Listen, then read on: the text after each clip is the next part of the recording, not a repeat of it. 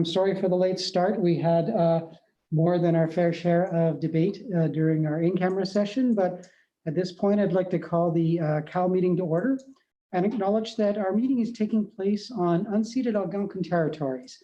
And I would like to thank the Algonquin nations for hosting this meeting on their land. And moving on to our agenda, I'd like to call for a mover to approve the public agenda.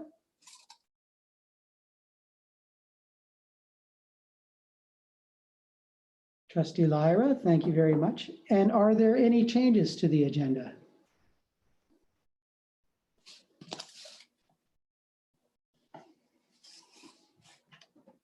And I believe there are no trustees have indicated there are changes to the agenda. So I'd like to call the question on the agenda. All those in favor of the agenda?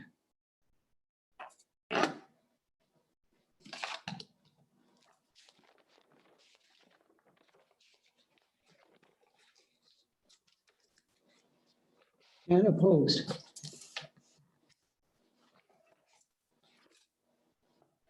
And thank you very much. We now have an agenda.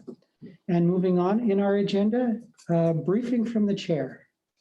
Madam Chair. Thank you, Mr. Chair. To begin with, this week we mark National Aboriginal Veterans Day and Remembrance Day. For some members in our school community, they may have relatives who fought generations ago. We also have families who continue to serve today. We recognize our responsibility as a school board to teach students about the past in order to provide hope for the future. We will be taking some time to reflect on the courage and sacrifice of those who risked so much. Too many did not return home. Many more suffered from physical or mental health challenges long after coming back to Canada. Other soldiers continued to face racism and injustice despite bravely fighting for this country. We will also emphasize why it's vital that we continue to work towards a more peaceful world. Due to COVID-19 precautions, the OCDSB will be holding a virtual 2020 Remembrance Day ceremony featuring diverse student artwork and performances from across the district. It is open to all staff, students, and parents. More information can be found on our website. And secondly, the class of 2020 has much to celebrate. These students persevered and they showed such resilience in the face of great uncertainty in their graduating year. Despite our hopes to offer in-person commencement ceremonies this fall, it's clear that this will not be possible because of the continued COVID-19 risk in Ottawa-Carleton and the health and safety guidelines still in place. To ensure that students and families can celebrate together while it's still 2020, we have developed plans for a safe celebration. And on December 10th, secondary schools will stream virtual ceremonies featuring messages for all of their 2020 graduates, presentation of diplomas and awards, and valedictory speeches. Graduates and their families are asked to contact their school for more information. And that concludes my briefing. Thank you very much, Madam Chair. And are there any questions for the chair? And seeing none, let's move on to a briefing from the director. Madam Director. Thank you, Mr. Chair. Next week, we will mark Bullying Awareness and Prevention Week. Whether it's physical, verbal, social, or cyberbullying, we know it is an issue that too many students continue to face. Educators can play a key role in teaching and supporting children's healthy relationships. We provided training to staff on bullying at the start of the year. We will also continue to work with students.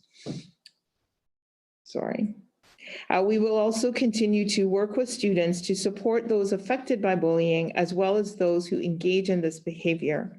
Community building is important to a safe environment. Bullying prevention requires a whole school approach between educators, students, and families. Together, we can create a safe caring and inclusive environment built on celebration of diversity, respect, and empathy. On November the 14th, members of our school community will be celebrating Diwali. We would like to wish happiness, joy, peace, and prosperity to families marking the Festival of Lights. Happy Diwali. A report card reminder, report cards will be available to parents on November the 20th for elementary school students and on November the 25th for secondary school students through the online report card portal. Parents who have not already done so can register on the portal. We have sent an email to families with more information. As we near the end of our first quadmester or octomester for secondary school students, I wanted to provide a few quick reminders for secondary school families. Community service hours for graduating students have been reduced this year from 40 hours to 20 hours. The OSSLT literacy graduation requirement will be waived for all students graduating in the 2020-2021 school year. And finally, a reminder to all secondary school students that there will be no final exams or summatives this year, so they can focus on in-class instructional time. And that is all for my report, Chair. Thank you very much. And are there any questions for the chair? The director. Sorry, the director. Thank you. And seeing no questions for the director, we're moving on our agenda to delegations, and we have one delegation today from R. Maxine Duella. And are you joining us at the moment?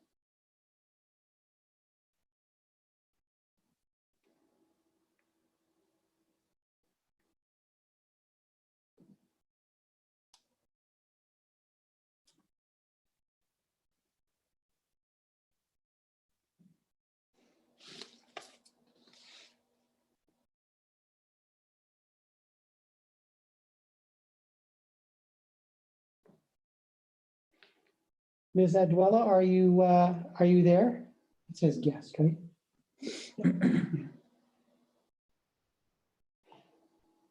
And we are having some difficulty reaching Ms. Adwella at the moment.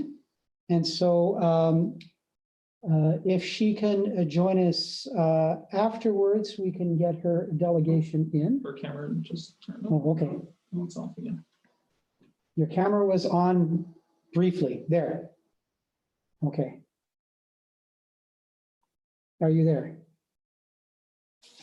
It's connecting. It's connecting.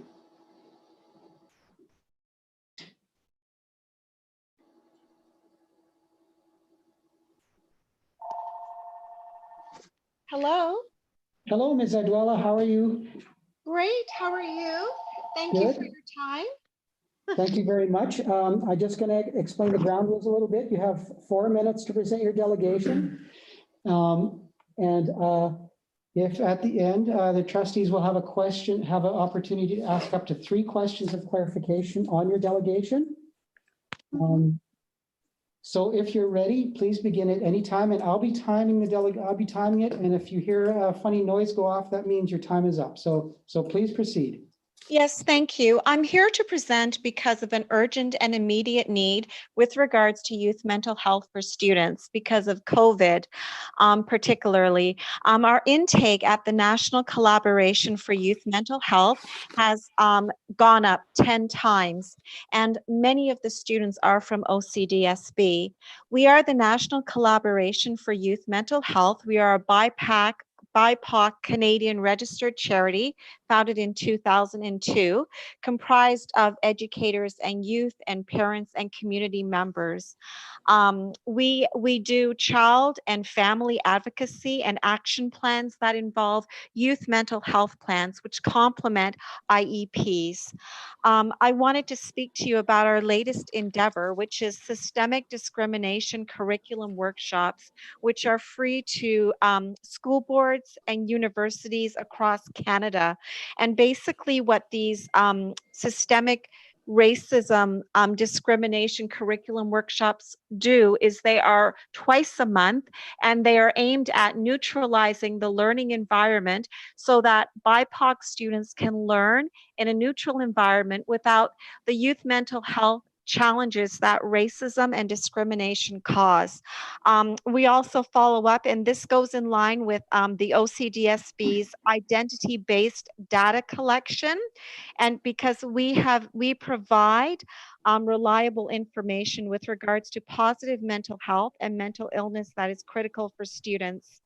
Even if a student hasn't experienced youth mental health issues personally, they know someone who has. If we look at some of the statistics, 1 in 6 people aged 10 to 19 experience mental health challenges. Half of the mental health challenges start by 14 years of age. Depression is the leading cause of illness and disability among adolescents. Student is the third leading cause of death in students ages 15 to 19. If we look at the Center for Addiction and Mental Health, their statistics show that 1 in 5 Canadians experience mental health, and 70% of those Canadians experience mental health between the ages of 10 and 17. Statistics Canada released a report in June 23rd, 2020, with regards to Indigenous people and mental health during COVID academic. 38% reported poor mental health, as well as 60% of Indigenous participants indicated that their mental health had become worse or much worse since COVID. With regards to our statistics with Black students are more likely to qualify as low income and experience unemployment and be uninsured.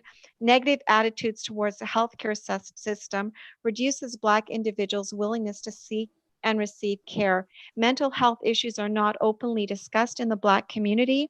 Treatment providers are less likely to be Black, and many are not educated on Black culture and Black struggles.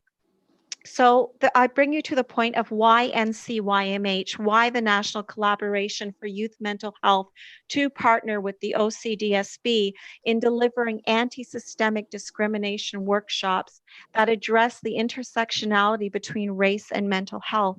This goes hand in hand with the 2018 Declaration of Students from African Descents that the OCDSB adopted in 2018. As well as your current mental health strategy, which basically looks at what can we do to help Black students increase their achievement in school. So with our anti-discrimination workshop, students self-identify from the beginning. And Thank you very much. Could you wrap up, please, Ms. Edward? Yes, of course. They self-identify so we know where they come from, and then we measure their overall achievement reflected in their progress reports and provincial report cards. The research and measurement is done on a bi-monthly basis. The workshops are on a bi-monthly basis. And again, the whole impetus is to neutralize the learning environment so that Black BIPOC students and Black students are learning on an equal playing field so that they can eliminate the mental health stresses that racism and discrimination and systemic discrimination cause so that they can succeed within the school system. Thank you very much. And is there any questions of clarification for Ms. Adwella? And seeing none, I'd like to thank you, Ms. Adwella, for your delegation. Yes. And you're certainly welcome to stay and listen, or sorry, monitor on YouTube for the subsequent discussion in case there's anything of interest. Yes, I would also like to just have the trustees have our website so that they can go to the website and also look up the anti-systemic discrimination workshops. Our website is YMH for Youth Mental Health Conference.ca. Thank you. Thank you very much for your delegation. And moving on to the COVID-19 update. And I'd like to ask the director to start that. Thank you, Chair, and through you, we do have a presentation today, and we will be, Michelle Giroux, Executive Officer Giroux, will be leading that presentation. So she will share her screen and we'll get started. So Executive Officer Giroux. Thank you very much, Madam Director. And so we want to give you an update on where some things are at with COVID right now. We can turn to the next slide, please. I'm not sure who's controlling the slides, or maybe I can control them. I can't control them. Mike, is that you or Nicole controlling the slides? That's Nicole. Right. If her screen's frozen, I can start it. I can't see it, but what I can tell, I can go ahead. I know what's in it. So we're going to talk about case management, a bit about the data, a little bit about what's changed in provincial direction, just some updates. And then Superintendent McCoy is going to speak to you about staffing and enrollment impacts. And CFO Carson's going to speak to you about financial impacts. So next slide, please. So we talked a little bit the last meeting about data, and I see that Associate Director Reynolds is here, and he's the COVID-19 lead, so he can step in at any time if he likes, and can certainly bring some clarity to some of this. So as of 4:30 p.m. today, the OCDSB had reported on our COVID-19 dashboard 38 active student cases and 119 resolved cases. In terms of staff, we had 5 active cases and 19 resolved cases. We don't currently have any classes, cohort, or schools closed at this time, and that's because we don't have any outbreaks at this time. We have single cases in a range of schools. Next slide, please. So when we look historically at our caseload in the OCDSB, we have experienced a total of 99 cases, student cases at the elementary level, and 56 student cases at the secondary level, for a total of 155 student cases. And you see the distribution of staff cases, 15 elementary and 8 secondary, for a total of 23. So what we're seeing in terms of the distribution of cases is the distribution pattern is fairly similar with our enrollment patterns across schools and across grades. We have several schools, you can see 44 elementary and 10 secondary schools, that have not experienced any cases. And that's a really variable number. I think that could change at any time. Depends on where it is in the population. I don't know. And if we go to the next slide, we can look at data. The next set of slides is data that comes from Ottawa Public Health. So just before we go there, I don't know if Associate Director Reynolds has anything he wants to add about OCDSB data in particular. Thank you. The data that we're going to see in the next few slides are from all the schools across the city and all 4 publicly funded school districts, not specific to the OCDSB.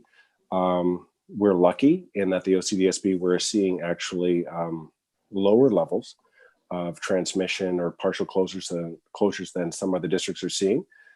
So just to reiterate what the executive officer said, these are slides representing data from all schools, from all districts across the city.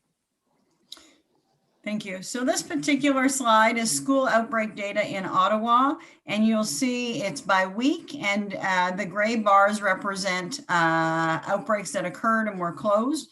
The orange bars indicate outbreaks that were open as of November 3rd.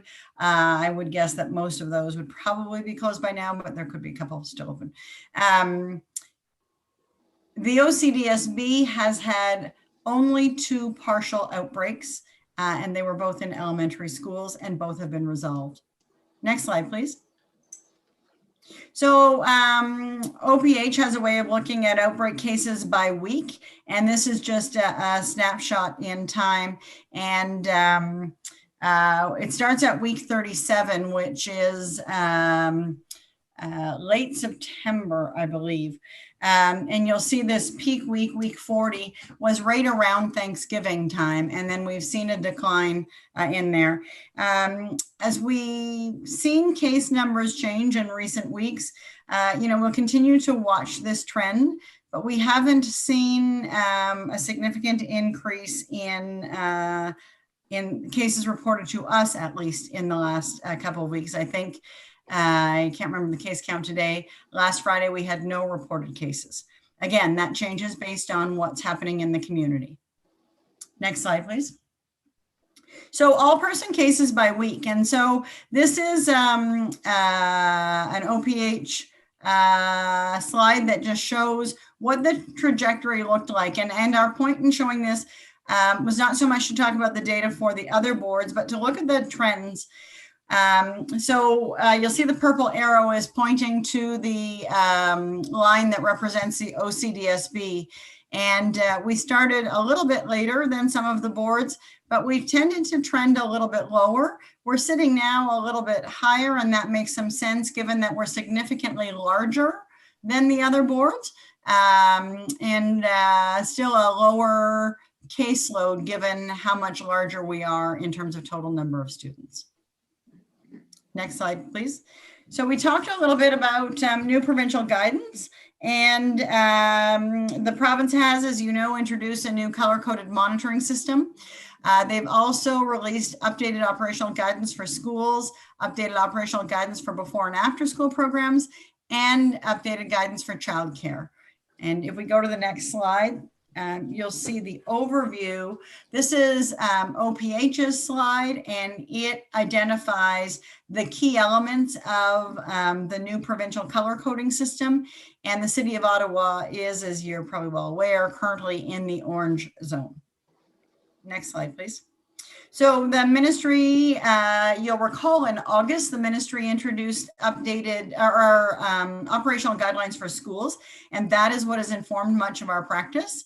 Those were updated in the last week, and mostly just clarification in language, some added guidance on reporting, a reminder that daily screening is necessary, some clarification around siblings for symptomatic children, and some additional clarity and continuity of learning expectations and the capacity for school districts to pivot. And of course, the removal of requirements for medical notes or proof of negative testing, clarification that that's not required for an individual to return to school. And there's new clarification on before and after school programs, so our EDP programs, a lot of realignment so that the rules for before and after school care are much more closely aligned to the rules for schools. There were some gaps before, and so more closely aligned, and then companion changes. We don't need to go through all of them, but similar to what I explained for in school. And the same is true of the childcare guidelines. So we can go to the next slide, that's fine. And again. And so just a quick summary, in terms of the case management process, I think we mentioned in our last update that it's a time-consuming process for schools when they're involved, but we've certainly done a lot of really good work with OPH and with the other area school boards to really refine the process. And our schools and our principals are doing a spectacular job in terms of managing the safety precautions and managing the protocols when there are positive cases. We've definitely seen improved alignment of practice between schools and extended day program. As I mentioned, the rates of confirmed cases are distributed well between elementary and secondary panels. We don't see an overrepresentation of cases anywhere.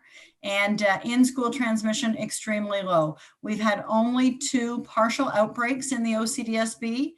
The first outbreak, partial outbreak, was just prior to Thanksgiving weekend, and I think that those affected were required to be out of school from the Thursday prior to Thanksgiving weekend to the Tuesday following Thanksgiving weekend. So very limited time. And the second partial outbreak also in an elementary school, and in that particular case, there were no high-risk contacts. And that's a really important point because we're seeing quite a few cases in the last few weeks where, although we have a positive case at school, we have very few to no high-risk contacts identified. And the reason for that is great compliance with the requirement for people to self-assess and to stay home if they're symptomatic. And when families and staff follow those guidelines, we can really have a positive impact in terms of case management.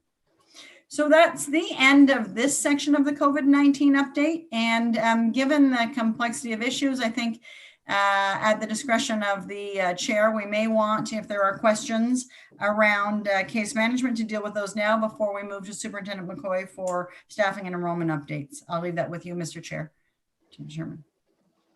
Okay, thank you very much for that information. And Trustee Campbell, does your question relate to the information that we just received?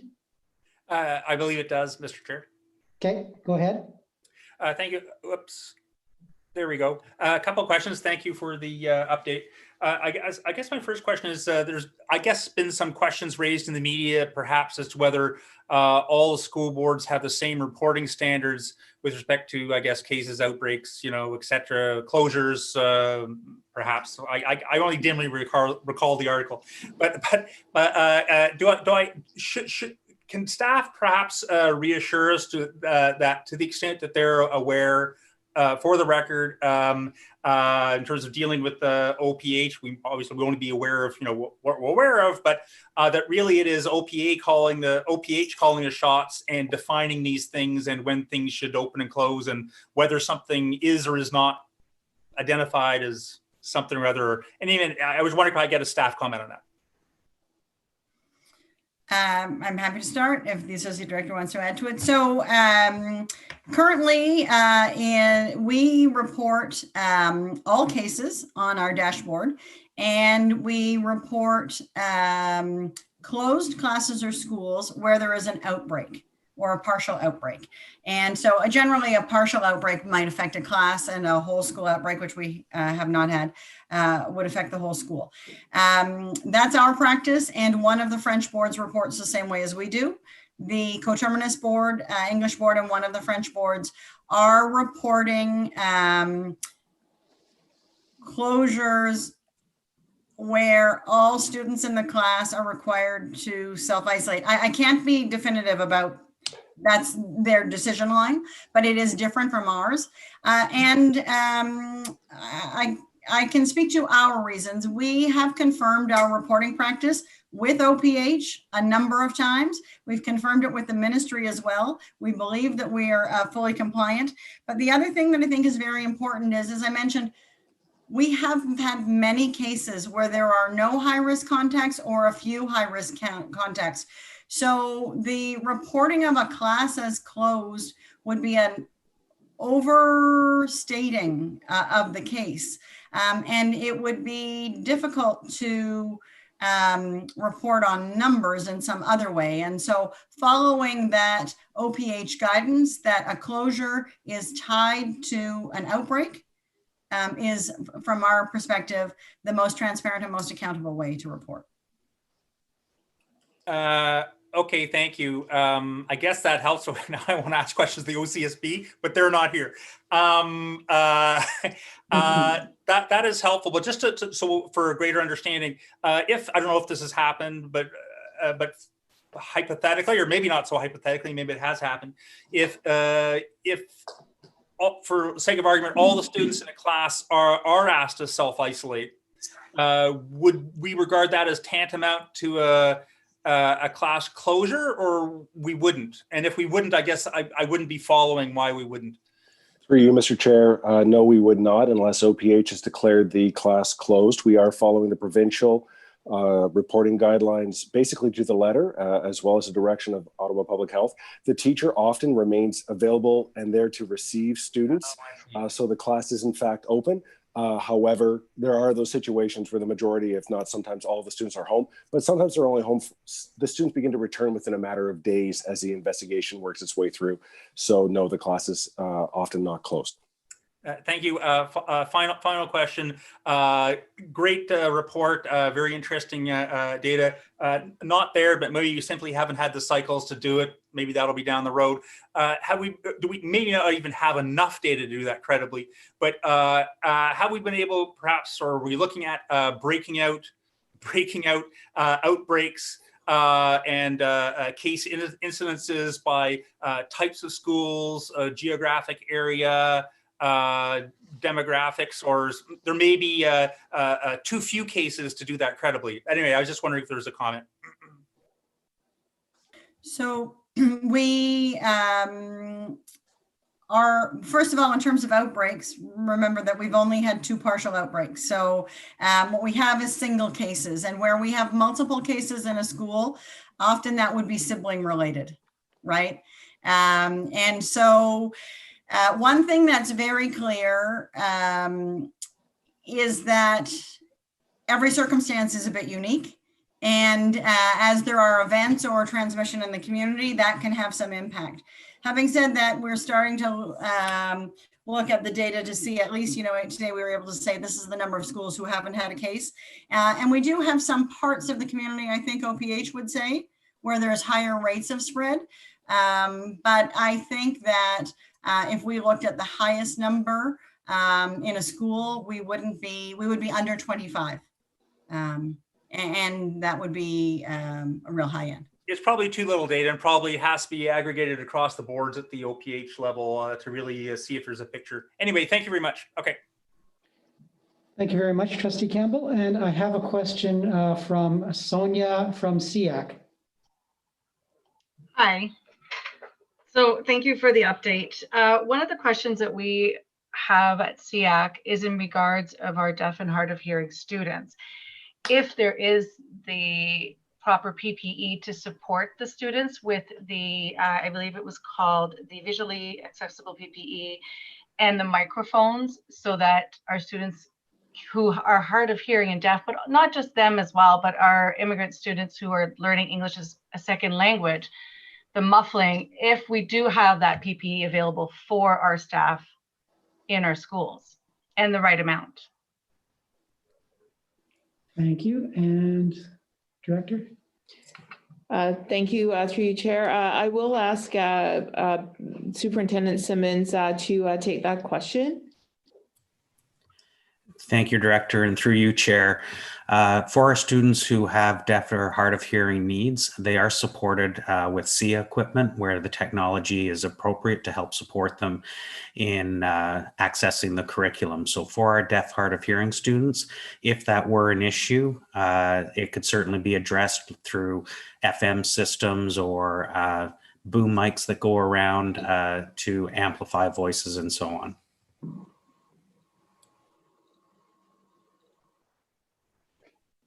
Thank you very much. Are you good, Sonia? And so we are sure that all of our students' needs are being met with the proper microphone system that they would require, or is there a shortage? Like, there's been some concerns brought up to us. So through you, Chair, our itinerant teachers of deaf, hard of hearing do go around to support students directly and staff members directly. And if that is a need that has been identified, they would be bringing it forward in order to ensure that the necessary SIA equipment is available to support that student in accessing curriculum. Okay. Thanks.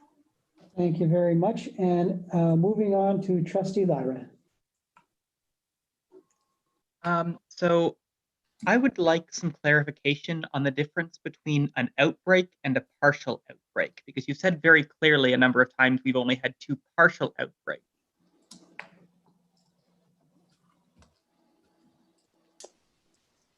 So an outbreak is defined by public health as 2 or more cases in a school which are connected through the school. And at the start of this process, we understood there only to be an outbreak. And in the course of reporting, OPH started to identify some cases as a partial outbreak. And I believe the rationale for that was to make clear that it only involved a part of the school or a smaller cohort or section. So that's maybe the differentiator between a school closing and a class closing. But in both cases, the test would be 2 or more cases that are linked through contact in the school. Okay, so using the definition that OPH set out at the beginning of the year, we would have had 2 outbreaks that only resulted in closing some classes, not entire schools. We have not closed any entire schools, and where we've had those 2 outbreaks, it was OPH who identified them as partial outbreaks. We went back to them with the same kinds of questions that you're asking now when we heard that language the first time. All right, thank you. Thank you very, very much, Trustee Lyra. And seeing no further questions, it's back to you, Director, for part 2 of the COVID-19 update. Thank you, Chair. And through you, I will turn the mic to Superintendent McCoy, who has a staffing and enrollment update as it pertains to the impact of COVID.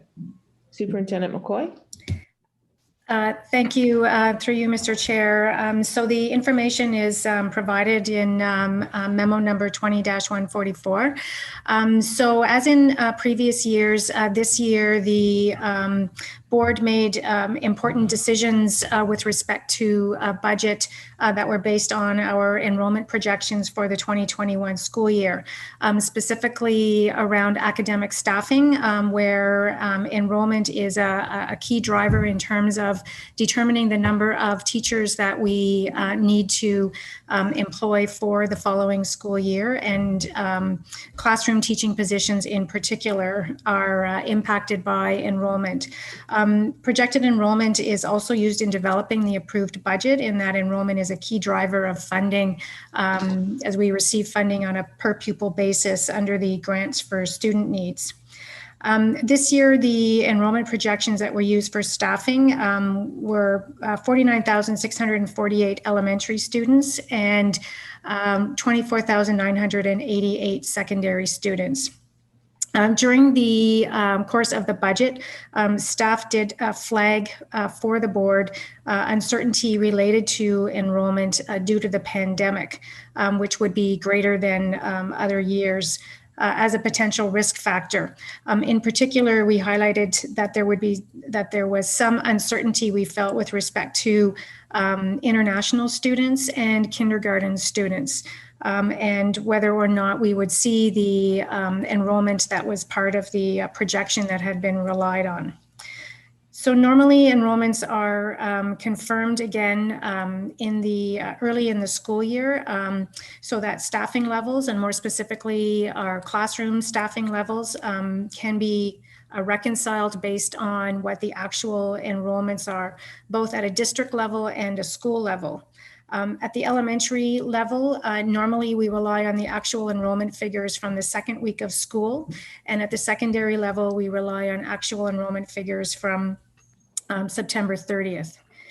This year, because of the shift from in-person to remote learning that was confirmed by the survey that was conducted in August, a major reorganization was undertaken just prior to school resuming in order to allow the district to shift staff from in-person schools to remote schools to accommodate the number of students who had opted for that mode of learning. Those substantial reorganizations that were required were disruptive to both staff and students. We had many staff whose assignments were changed as a result of the reorganizations, and in part as a result of some of the staffing parameters related to COVID and our health and safety protocols.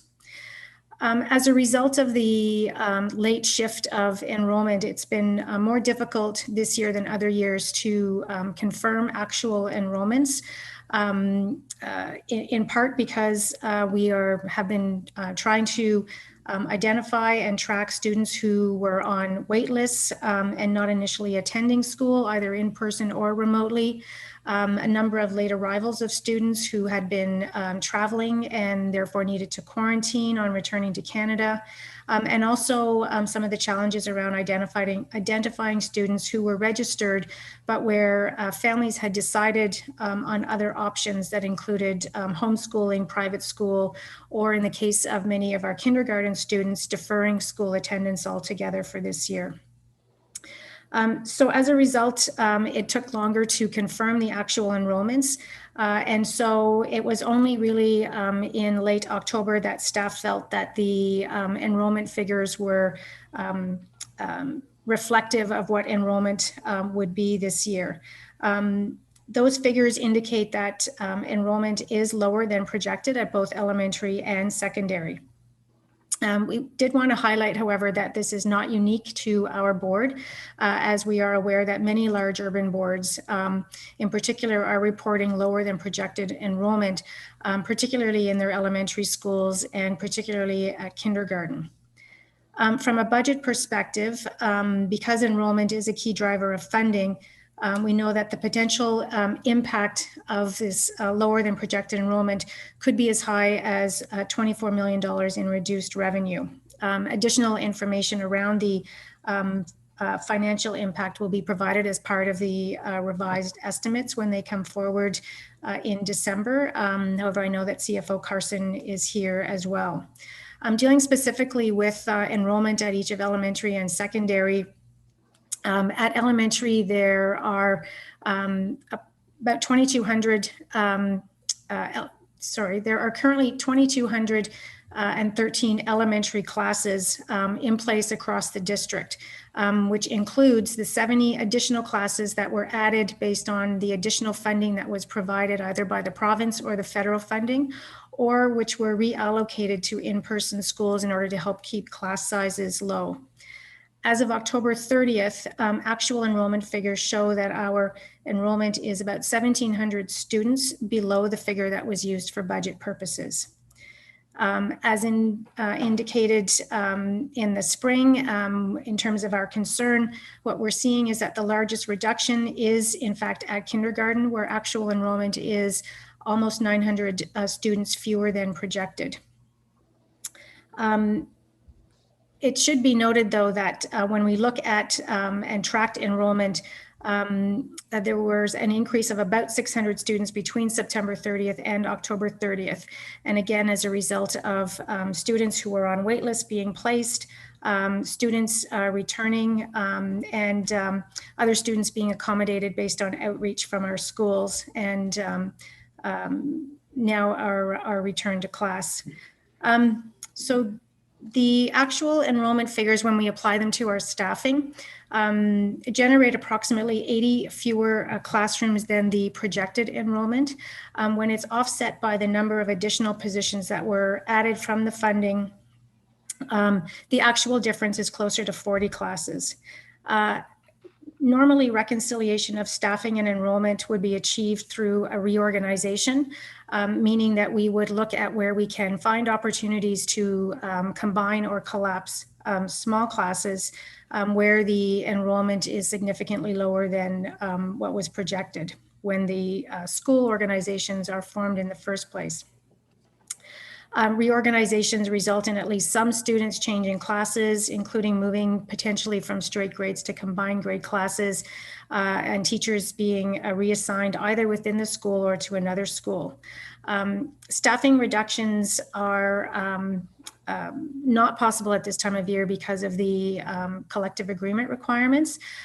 So any reductions are normally achieved by ending long-term assignments and reassigning permanent teachers to our long-term assignments instead.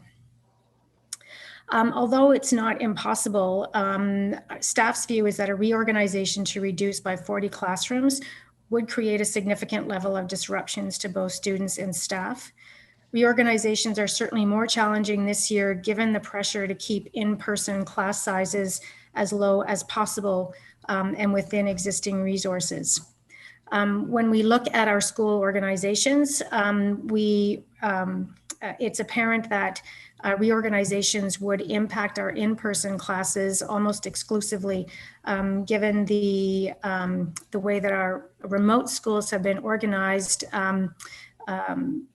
Initially, most of the reorganizations would need to occur in our in-person schools. We do know that there are some schools or programs where classes are very small, that is below 10 students, but combining the classes is not feasible because it would result in a combined grade class of 4 or 5 grades within the same classroom, which would not be an acceptable outcome. Based on a review of our school organizations, we do feel that it is possible to find some opportunities to make changes, but rather than taking the approach that we would normally take in terms of a full reorganization, staff is of the view that we will be looking closely at school organizations to identify places where changes can be made without significant disruption or without significantly impacting on class sizes. At the secondary level, the enrollment is less than a 1% difference from the projected enrollment. And that is, it's about 180 students below what the projected enrollment was. Again, when we apply the actual enrollment to our staffing formulas, we find that there's a difference of 13 FTE higher than what the enrollment would normally generate, which translates into approximately 84 sections or classes that would need to be reduced in order to completely reconcile enrollment and staffing. At the secondary level, adjustments would normally be made in the next quadmester or more likely in the next semester, in second semester, in order to avoid disrupting classes. Again, we've looked at schools on a school by school basis to look at what the impact of the enrollment changes have been and what we would need to do in order to make changes to reconcile staffing and enrollment, and have identified a number of places where it would be difficult for schools to make the adjustments without adversely impacting on program choice for students. And in other schools where enrollment is higher than projected, there's a need to add at least some classes in order to ensure that all students are able to access the courses that they need. So again, working on a school by school basis, staff will be looking to identify some places where changes can be made, but it's unlikely that we will be able to find the full 13 FTE without adversely impacting on students. Efforts are also ongoing through schools to engage students who have yet to attend school for different reasons, including by offering students an option to complete an independent learning course or an ILC, so that they are continuing to accumulate credits with the support of staff in their home schools. So in summary, at the elementary level, we'll be proceeding with reviewing where there are opportunities to combine or reduce classes through a careful school by school review in order to try and reconcile to reduce at least some of the 40 classroom positions that are currently over. And similarly at secondary, making some changes for second semester to address enrollment shifts between schools. We will be providing further updates as required. And again, a more detailed analysis of the financial impacts will be provided as part of the usual cycle of our financial reporting to the board. Thank you very much, Superintendent McCoy. And we do have some questions, and I believe they are probably related to the information that you have given. So we'll move on to Trustee Campbell. Or did you have your hand up from previous? I did, but I have questions. I kept it up because I have questions here too. Thank you for the report. I guess I'll just fire out 2 or 3 questions just in this interest of time, rather than going back and forth. I guess what I'm wondering is to what extent when we make these adjustments, we'll be doing so with an equity lens, to what extent we think we'll have the leeway to do that. I guess though not the exact focus of this report, I mean, there are potential knock-on effects financially I'm imagining if people simply are not showing up and registering. I wonder about, for instance, our EDP staffing, though maybe we can be more flexible there. I don't really know, or maybe we're overstaffed there as well. And I guess maybe whether there are other knock-on impacts beyond teachers. So if I could get a comment on that. And then finally, perhaps not the superintendent HR, but in any event, I guess I was wondering if we get a public comment on the risks here to the board's budget and deficit and 2% limit and that good stuff. Thank you. So through you, Mr. Chair, perhaps I'll start and then CFO Carson can jump in. Certainly we always, when we look at making adjustments, factors, including with an equity lens. So for example, looking carefully at schools where we have a high raise index and certainly giving careful consideration before we make adjustments to those schools. It's a regular part of the staffing that we do, and that would also apply when we're making adjustments. In terms of the other impacts, specifically, Trustee Campbell, you mentioned EDP, and I know that Early Learning has made some adjustments to their EDP staffing based on fluctuations in their projections as well. So, for example, the number of Early Learning Assistant staff has been reduced in order to adjust to the reduced uptake in our EDP. Thank you very much, Superintendent McCoy. And in the interests of, I do notice that we have a financial update coming up, so perhaps that would be a more appropriate time to answer Trustee Campbell's second question, if that's okay. Thank you. And then we're going to move on to Trustee Lara, you disappeared. Trustee Lara, did you have a question? I've decided my question falls more into the next section. Okay, thank you very much. And Trustee Bell. My question as well may fall within the other section, but I'll throw it out there. Given that we've seen the numbers, we have a bit of a sense. I'm hopeful that eventually we'll be able to break those numbers down to find out how many kindergarten classes, how many students in kindergarten, for example, have come down with COVID, because I think that there's a great opportunity if in fact there isn't high numbers to attract some of those kindergarten students back. I know for myself as a parent, I would want, if I had that information, I would look at possibly bringing my child back to the school in January if I had made that decision. And I'm wondering if a reorganization as such would help with those numbers. And then the second question is, there's a real concern with the missing students. And what we're doing to try and get them back. I know that we've said that we are trying to get them back into the system, but if we could get a bit more clarity on that, that would be greatly appreciated. Madam Director, do you have a comment or? Sure. So through you, Chair, through the first question with the kindergarten numbers, one of the things that while it is we do try to look at all of the data that is presented to us, we are not in a position to break down our data by grade at this point.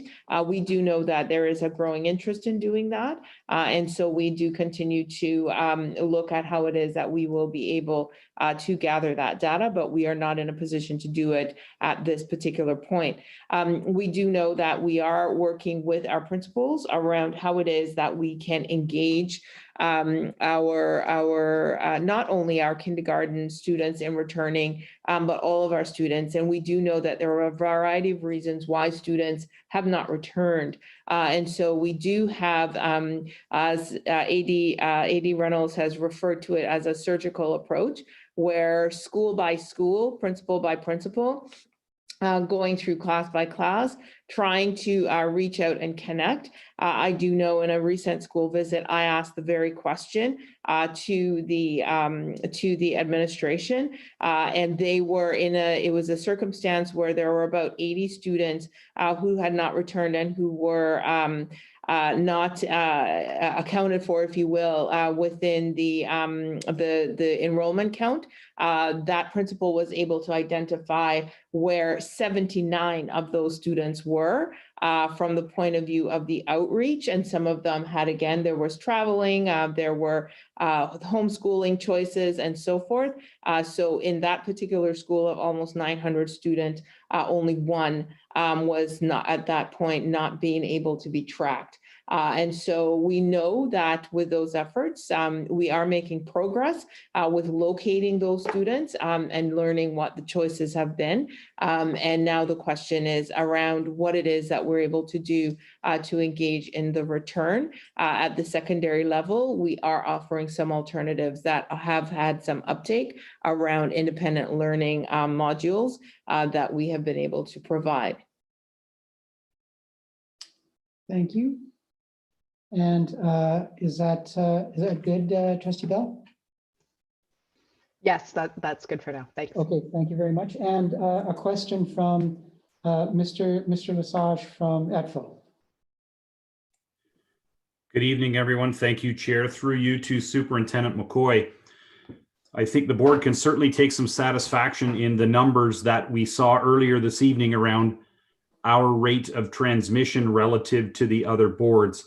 I think that is a joint success of the planning and efforts made by the board and by the efforts of staff in schools to execute the plan.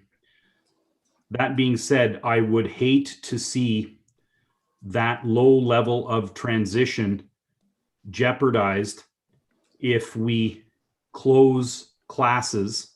And I know the numbers are the numbers, and if we're overstaffed by 40, those are numbers we can't escape, obviously.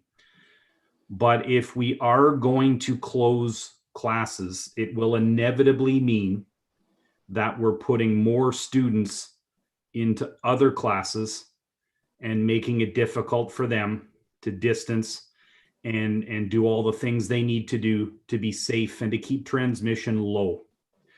I think I would implore us to do anything we can to try to prevent that. So I guess I have two questions. Is there any thought, is there any possibility that we could find funding in any other areas, either in the board or from the ministry, to keep staffing levels as they are now, to avoid the need to collapse classes and stuff them into other classes? And would there be a possibility to push this decision back as far as possible, perhaps after the new year? We're getting a new information around possible vaccine. It may lead to increased confidence to have some of these students come back. Maybe some of these students will come back after January. So through a combination of finding funding in other places and delaying this as long as possible to allow more kids to come in, can we avoid as much of this collapsing of classes as we possibly can? Through you, Chair, I will turn the question to Superintendent McCoy. Thank you for the question. And I would start by saying that I would agree that I think our success is attributable to the cooperation of our staff and all the preparations that they were part of. I think in terms of the questions around the reorganization, just want to reiterate that as we look at where it might make sense to make changes, that we will be thinking about the impact on class sizes. That will be at the forefront of our considerations, and certainly are cognizant of that, and do not want to create large classes. In any normal year, we would be, there would be a whole number of situations that would present themselves, but we have started looking very carefully and will not make changes that will increase class sizes beyond what we think is still a safe and manageable level. And in terms of timing, we are looking at most likely doing this to align with a natural break. So likely, close to the end of the first term. So even if we began the exercise now, given the time that it takes to do these readjustments, we would be looking at likely January before this would be in effect. Thank you, Superintendent McCoy. I think too of the relationship piece, if we are collapsing classes, we're asking kids to move. And with all of the things that they've had to deal with this year and the upheaval they've had and the isolation and the impact on wellness, I think we really should be, as much as possible, avoiding situations where we're collapsing classes and moving kids and disrupting relationships that they've made so far this year. So I'm glad to hear we're delaying this into January. Hopefully numbers get better early in the new year. I guess I would ask, retirements, typically at a winter break, are we talking 10, 12 retirements in elementary-ish? Through you, Mr. Chair, I think that's probably accurate. It's difficult to say this year whether or not we will be seeing more, however, right? It's difficult to say what the impact will have on people's decisions. Okay, thank you. Thank you very much. And seeing no further questions, we're going to move on to part 3 of our COVID update, the financial update. And Madam Director. Thank you, and through you, Chair, CFO Carson has prepared an update for trustees. CFO Carson. Thanks, Mr. Chair. I think there's 3 components that I'd like to share with you tonight with respect to our COVID update. And the first one is the one that Superintendent McCoy has talked about.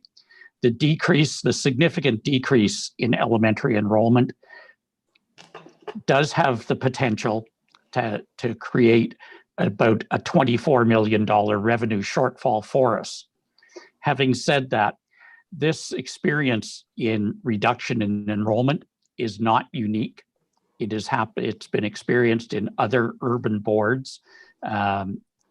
Toronto is always the one the press moves to.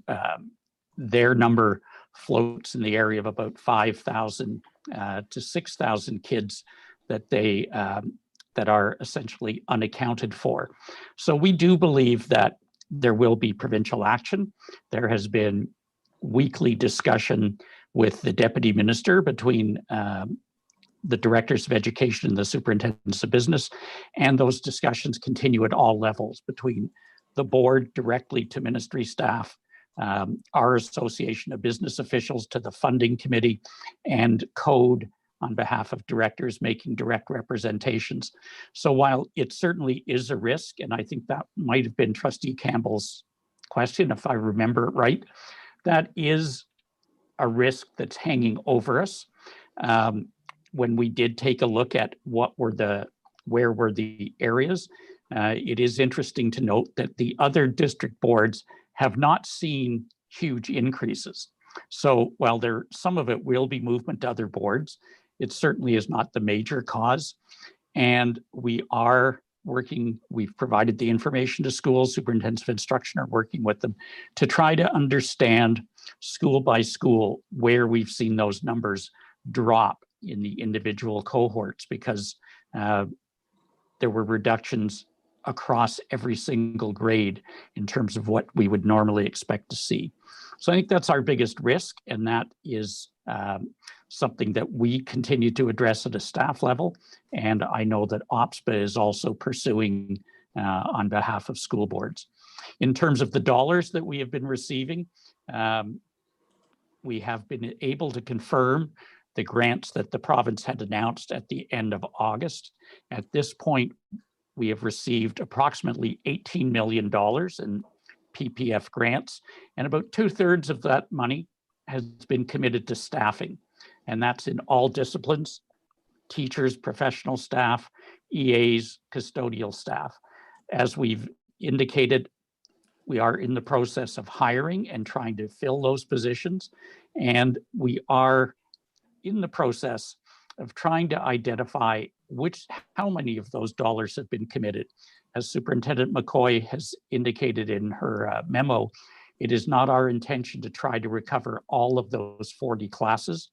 We will be taking advantage of some of the money that had been provided to Toronto, Peel, us, and the coterminous Catholic boards when at the beginning of October, when it was identified that we were districts and parts of the province that were experiencing, at that point, we were called the hotspots. So we received approximately $2.8 million, which is part of that 17.8 that I discussed. Some of those will be dollars that will be used to help cover the cost of the teachers that we might otherwise have looked at reorganizing. And so we are looking very carefully at how we use the dollars that have been provided to help maintain stability in the system. When we started the budget process last March, we talked about stability, and that's why we didn't start reducing staff at that point. It's been our strategy throughout the summer and early September that we are trying to make decisions that will maintain stability wherever possible. We know, we've heard from parents, we've heard from students, we've heard from staff about the stress and the turmoil, and in some cases confusion, of the return to school in September. Now that we're through that, we are trying to find ways to provide some stability to the system, and that's why Superintendent McCoy has provided you the information indicating that we will not be looking to reduce all of those 40 staff. We will be reporting later in November in terms of our status with our COVID expenditures. At the moment, we believe that we will obviously be expending all of that 17.8 from the ministry, as well as some of the dollars that we had identified out of our own provision internally. We had identified about $4.5 million as a local provision. At this point, we know we will be into that. It's too early in the year to determine just how far, because we have only had less than 7 weeks of a return to full-time schooling. We have not yet been able to reliably predict any changes in, say, the costs of replacement teaching staff or other education workers to see if we're experiencing what kind of change we're seeing. That is something we are planning for. We are also anticipating that we will see additional dollars coming from the province. You will recall that when the announcement of federal money in at the end of August was announced, the province essentially identified the use of about half of those monies. And those have been flowed to the boards. And when I say we, staff, have been actively encouraging the minister that we need to have details on the second half of that funding as soon as possible. Other school boards are in the same situation. We are trying wherever possible to maintain stability, but in order to do that, we have to have a better understanding of the amount of dollars that will be coming and what restrictions, if any, the province chooses to place on those dollars in terms of their use.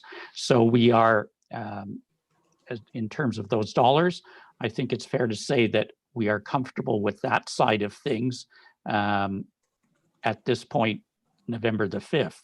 I guess today's the 10th. The 5th was when we were pulling the numbers together. I think the third piece I wanted to point out is that we are close to completing the financial statements for the year just ended in August 2020. You will remember that we had budgeted for, and in fact, we're projecting a deficit of about $9 million.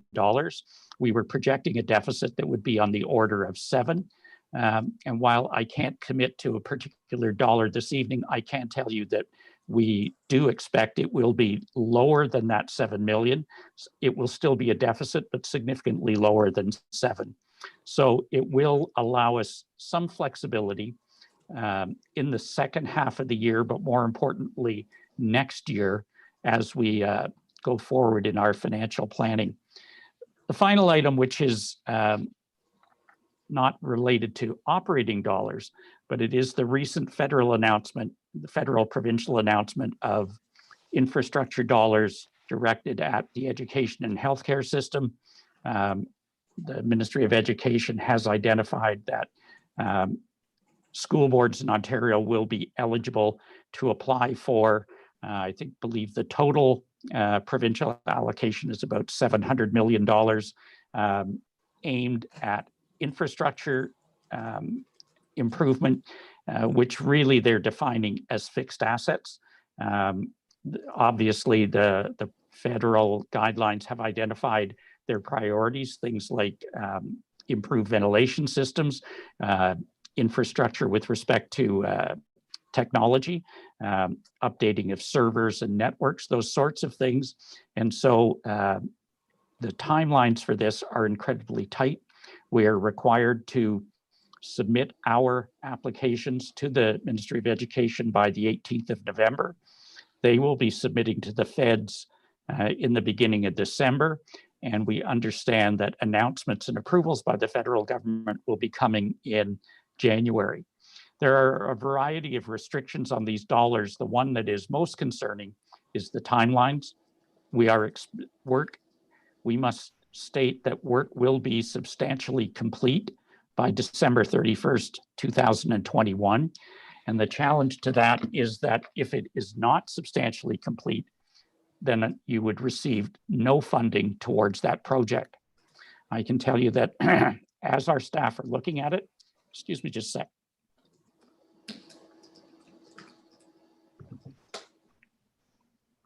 We're evaluating our projects based not only on the need in the school, but also our ability to complete that work by the end of August so that we can minimize the disruption to students and to schools, and to ensure that we can, in fact, meet that substantial completion requirement. What it will mean is that just much as we did about 5 years ago when it came to some of the energy conservation and environmental initiatives, we will be moving forward some projects that we had already begun planning on, which would have been funded under other streams of dollars. But at least in those cases, the planning is far enough ahead and the work that we've identified is such that it can be included and completed at that time. That it means that the facilities renewal money, school condition index money that might otherwise have been spent will be deferred and available in a future year. It's incredibly challenging for us and for other school boards because we know that there were already challenges with availability of qualified contractors, with supply chains for materials, and that this injection of money, which is great, and we are very pleased to see it coming, will also create some upward pressure on prices and will create some challenges in our schools as we move forward through the summer, and may very well have an impact into September as well. But we will be providing additional information. The 2019-2020 financial statements will be coming to the audit committee later this month and to the board meeting. And we will be able to provide additional information, and we will provide a written update of these pieces as we're pulling them together later this month. So I think I'll stop there, Mr. Chair, and if there are questions, be pleased to respond. Thank you very much. And currently we have a question from Trustee Lyra. So several questions from Trustee Lyra. The first question is, I like numbers. Could you give me a percentage or a chance that the province decides to make the school board whole for all of the students we projected to enroll but did not see? Mr. Chair, I don't think we're going to get 100% of that recovery. I do believe that the province understands the challenge that all school boards face. There will be relief coming. I think that in terms of my comfort level, I am 100% sure there will be relief coming, and I'm probably better than 50, probably in that 50 to 75% range that it will be relief that we can accept. But when I consider some of the other financial challenges that school boards are facing and will continue to face, I think it's unlikely that we can count on 100% of it, but obviously that's what we continue to press for. All right. Given the propensity of the province to dawdle, when do you think we will have that information? Because it'll have to come to board for us to make a decision, and that adds to the timeline. So what is the latest we will need to hear back from the province before we have to start making decisions about removing classrooms? Mr. Chair, if the province, the funding that the province is going to provide to mitigate the impact of lost enrollment, the impact of that would not necessarily be felt on this year. The amount is so large that we couldn't recover it this year. It would need to be dealt with over next year and future years, because it is, 24 million essentially uses up all of our reserves and then some. So it would put us into an accumulated deficit or pretty close to it. And so it would not be a this year issue, but it will be a matter that we would need to be considering carefully as we begin looking to the 2021-22 budget. All right. How much are we attempting to recover this year? Well, Mr. Chair, the position that school boards are taking is that the province should be supporting us with close to 100% of the dollars that school boards had projected in their enrollments. We've identified that that's the number that school boards did their planning for, their hiring for, and that's been our position so far. Sorry, let me try again. Assuming that the province has not announced any additional funding related to the difference between projected enrollment and actual enrollment, how much will we need to try and recover to meet a balanced budget over the course of the remaining year? Well, Mr. Chair, I would not bring that kind of recommendation. The shortfall is $24 million beyond what we had identified. And there's no way to recover that in one fiscal year. It would become a multi-year problem. All right. I think I'm talking past you, so I'll follow up with you by email. Okay. Thank you very much. And there's no further questions. So thank you very much, Director, for that very, very comprehensive COVID-19 update. Really appreciate that. And thank you to Superintendent McCoy and to Executive Officer Drew and to CFO Carson for that. And now moving on in our agenda to reports from statutory and other committees. We're looking at the ACE meeting of September 24th, 2020. I'd like to call for a mover to receive the minutes from that meeting. Trustee Ellis, thank you very much. Are there any errors and or omissions to that report? And seeing none, I'd like to call the question on receipt of that report. All those in favor?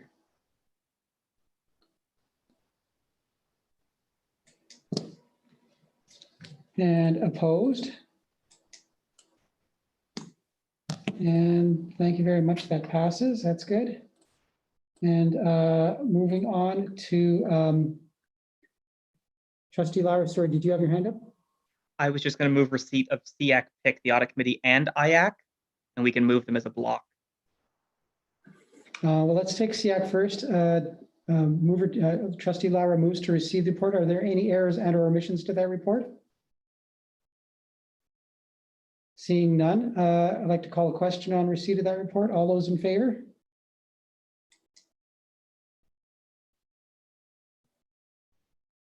And opposed?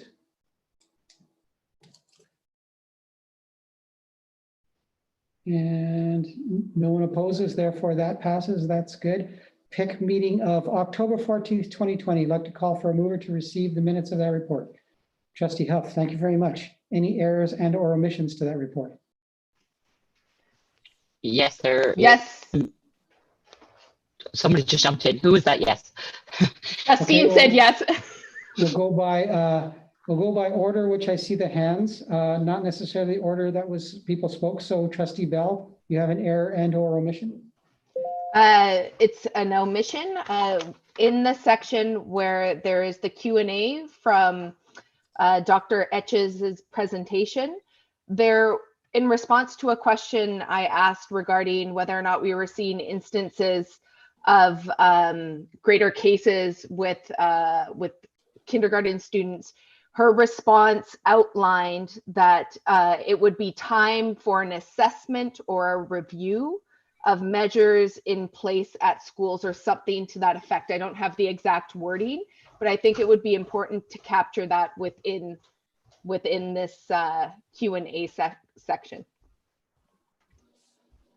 Okay, so Executive Officer, have you noted that? Noted, and we'll take a look at the committee coordinator's notes. Thank you. Thank you very much. And Trustee Huff. Mine was just an editorial. There's a could that's actually a cold, and it should be a could. And if I could put my finger on it, I'd be, oh, there it is, under 5A. So current issues and cold provide the committee. So could provide the committee with input into plans. Okay. All right. So noted. And I'd like to call a question then on receipt of the minutes as amended and as noted by Executive Officer Drew. All those in favor?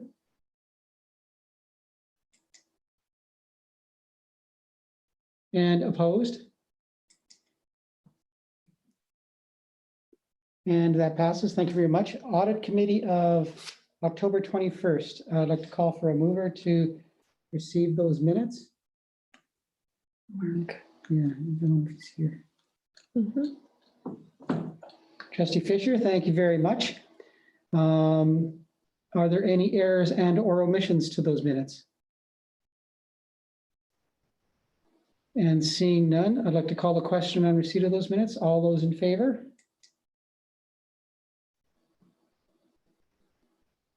And opposed?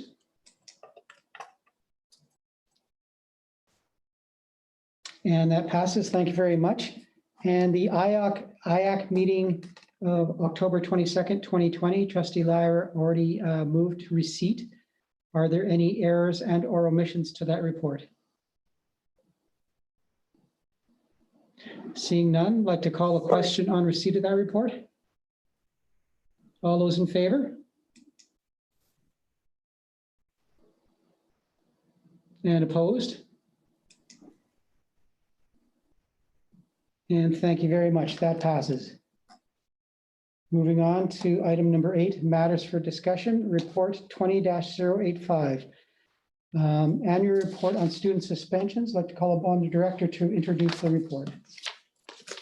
Thank you, and through you, Mr. Chair. This is a different way of sharing the report this year, as it is that we have intersected this report with the identity data collection project, which has been underway for 1.5 years. When we collect identity data, it is for the purpose of understanding our students' experiences and realities to inform what we do. This is less a research for knowing project and more of a learning project for action. And we draw a great deal of validity in this data by triangulating what the numbers tell us with what the people tell us and what the research narrative tells us. Tonight, we're using the data and sharing the data that has been collected to answer one key question that the community has asked more than once. And that question is, does identity correlate with students' experiences pertaining to discipline, particularly suspension. So I will turn the question or the presentation to Executive Officer Giroux, who will set us up with the outline. And we do have members of the READ team here to assist in the answering of questions. And prior to Executive Officer taking over the presentation, I would like to convey my thanks and appreciation for this work because it has entailed not simply an engagement and an exploration of numbers, but many, many stories and experiences to give life to what those numbers mean. So it has been a visionary project that this team has undertaken. And so at this point, I'd like to pass it to Executive Officer Giroux and her team. Thank you very much, Madam Director. And I will just be very quick in my intro. As the director said, this is a very important step forward in our commitment to advancing equity and to removing barriers for student achievement. And we're excited to present this report tonight. It's truly a multidisciplinary presentation. What's going to happen is Superintendent Farish and Principal Anderson are going to talk to you a little bit about suspension data and safe schools and what that looks like. And then Manager Oracheski and her team are going to take over and talk to you in a little bit more detail about the data and about the way that we have merged the suspension data set with the identity-based data set. And what I would like to say is the collection of identity-based data, as you know, was a significant undertaking for us, but one thing we really wanted to do was make sure that we weren't just reporting out independently on that data collection process, but rather integrating that data in the kind of analysis that we do, which is why you see this first big report in the form of the suspension report rather than just standalone going deeper in the data. It's really when we compare the data or bring the data sets together that we can go deeper. So I'd like to acknowledge Superintendent Farish, Principal Anderson, Superintendent Baker, who's going to help with us, Manager Oracheski, and we had several members of the research team who were here, and I think Research Officer Jubenville is still with us tonight. And I'd like to acknowledge their work. And with that, Superintendent Farish will speak to you about safe schools and suspensions. Thank you very much. And through you, Chair, if we could go to the next slide.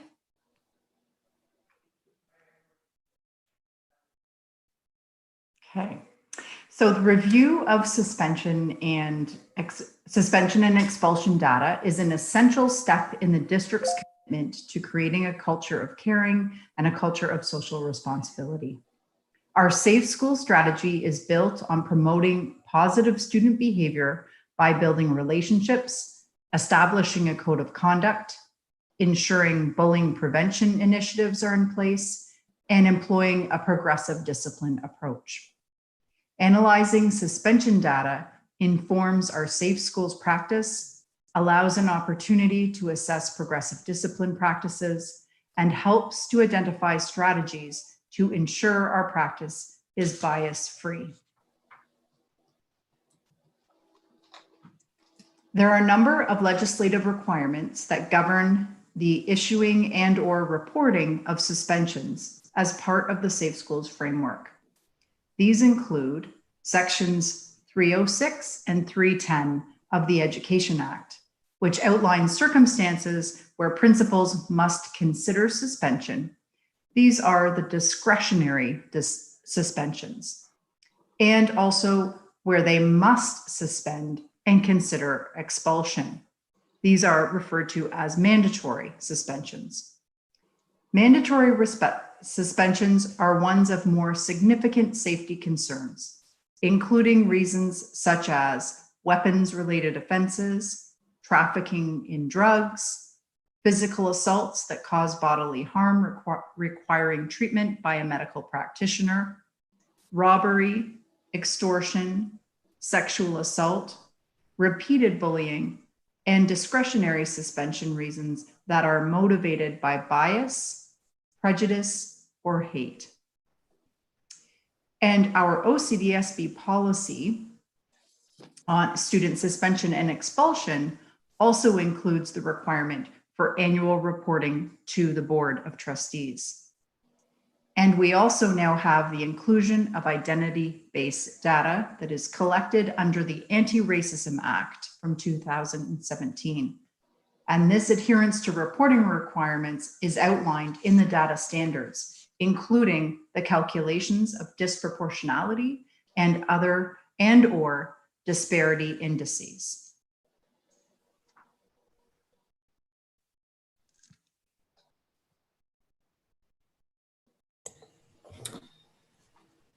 Thank you, Superintendent Farish. I'll start from the suspension overview, and just important for everyone to recognize that last year we didn't have a complete year's worth of data. So the team has done the historical overview so that we can have a good comparison basis with the data from September to March break of the previous years to compare to the data that we had for last year. So that information has been adjusted from what you would have seen in previous years to reflect that time period. For the 2019-2020 school year, the suspension rate remained 2.2%, fairly consistent with the rates over the last few years. We could move to the next slide, please. Thank you. As Superintendent Farish pointed out, mandatory and discretionary suspensions are part of the way we break down looking at these suspensions in our system. And this year, we're presenting data on this by those two categories, mandatory and discretionary, rather than specific suspension reasons. This is particularly relevant because the ministry has regulated the removal of the authority to issue discretionary suspension for students in kindergarten to grade 3. And so it'll be meaningful for us as we move forward, but also helpful for us as we work with principals around alternatives to suspension and other strategies for addressing unacceptable behavior. The analysis of our suspensions shows that only about 10% of the suspensions were on mandatory reasons. And those, you can see there, the rates of those increase at the intermediate and senior level, which is consistent with the pattern of increasing risk of suspension overall for all suspensions, and with a higher rate than the average rate in the intermediate grades.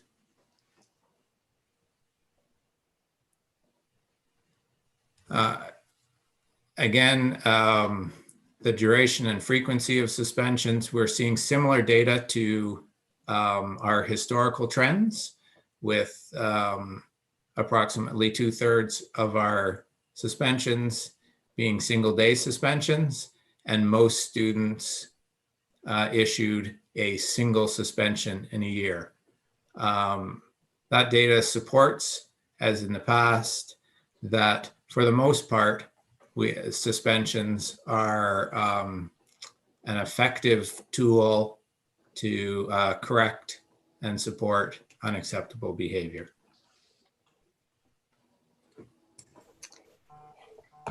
All right, thanks, Colin. So as mentioned, we have been reporting data for specific groups of students for several years. What's different this year is that we are in alignment with the Anti-Racism Act and the data standards, and have produced both disproportionality and disparity indices. The key difference between these two indices is the benchmark or reference group to which they're compared. So disproportionality reflects the likelihood that a student from a specific group will experience a certain outcome relative to that group's representation in the population, whereas disparity compares the risk of suspension for a specific group of students relative to another group. And so in both cases, a value of 1 reflects equal representation or risk. A value less than 1 indicates underrepresentation or lower risk, and a value greater than 1 indicates overrepresentation or higher risk. Next slide, please. This slide shows an overview of suspensions for all groups of students that we have historically tracked in the past, and is based on the full population. And so, for example, what we see here, if you look at the row looking at Spec Ed, is that we have about 49% of students suspended in the 2019-20 school year being identified with special education needs, whether they're IPRC'd or have an IEP only. And in the full population, that percentage is about 19%. And so what that translates into is a disproportionality, so that they are overrepresented by 2.5 times what would be expected given their representation in the population. And when you compare that group of students to students without special education needs, the disparity index is a value of 4. So they're at 4 times the risk. And so we've provided the information for the groups of students that we have tracked, and historically over time, and more details, of course, can be found in the full report. Next slide, please.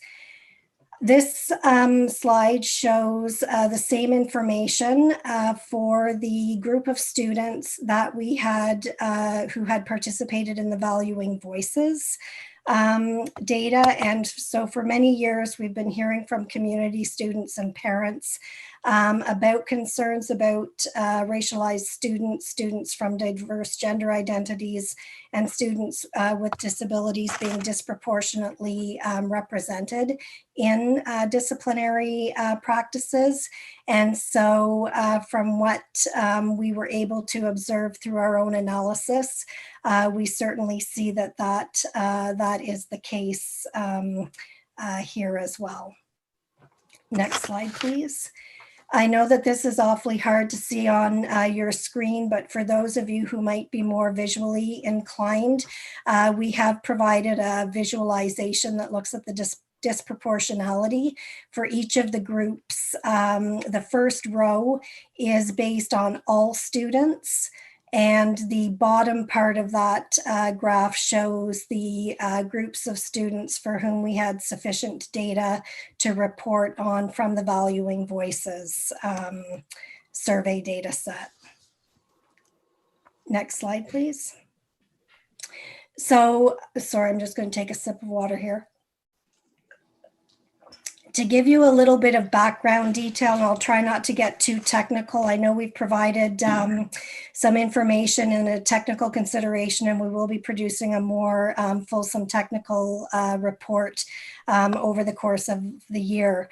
But just to keep in mind that in order to share the information that I just did, we needed to link the Valuing Voices data with suspension data from last year, and neither of those, we only had about 47% overall participation in the Valuing Voices, and approximately 36% of students who were suspended participated in the Valuing Voices survey. So in bringing the data sets together, we continue to be guided by the same criteria and guiding principles that were used in preparing the story of identity that was brought to you in June. And so really trying to focus on retaining as much data as possible without having to suppress data, and present findings and data in as concise and as simple a way as possible. This slide just again gives a bit of an overview of the number and percentage of suspended students for whom we have Valuing Voices survey data for each of the areas that we explored in suspensions. With the exception of disability, coverage was just over a third for race, Indigenous identity, and gender identity. We did compare the characteristics of suspended students who did versus did not answer the Valuing Voices survey data. And again, we had some overrepresentation in terms of grades 7 to 9 students, students with permanent resident status, English language learners, and students residing in lower income neighborhoods, which I don't necessarily view as a bad thing. Those are precisely the individuals that we are hoping to be hearing from. And so having that overrepresentation in our suspension data was not seen as a negative thing. Next slide, please.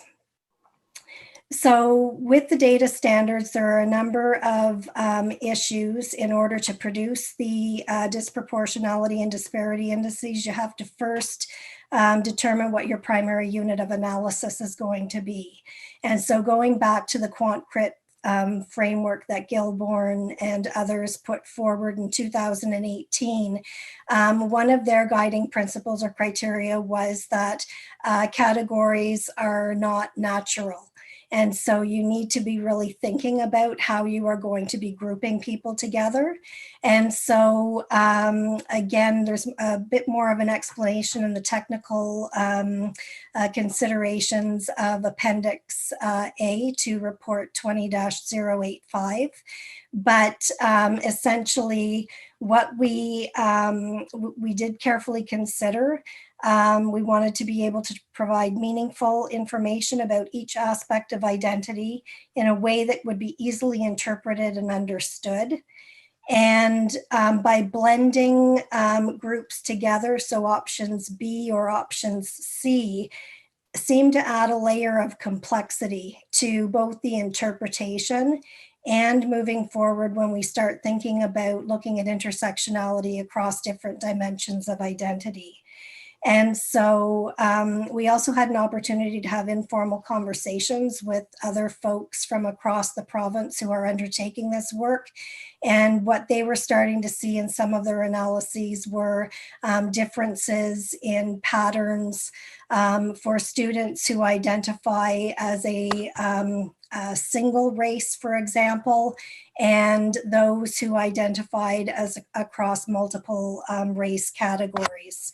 Ultimately, we did calculate disparities and disproportionalities for each of these options.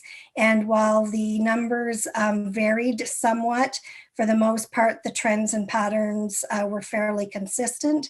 And so we did decide that for the purposes of the suspension report, we would report out on the exclusive groups option.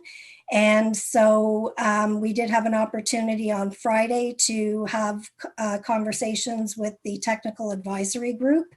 And certainly they provided us with some additional food for thought that we are going to be taking into account and considering as we move into our next levels of reporting, next one being grade 10 credit accumulation. Next slide, please. The other thing that we need to make sure before we calculate disproportionality or disparity is to choose an appropriate benchmark or reference group. And so in the case of benchmarks, when we think about disproportionality, it should reflect the most relevant eligible population to which the outcome is applicable.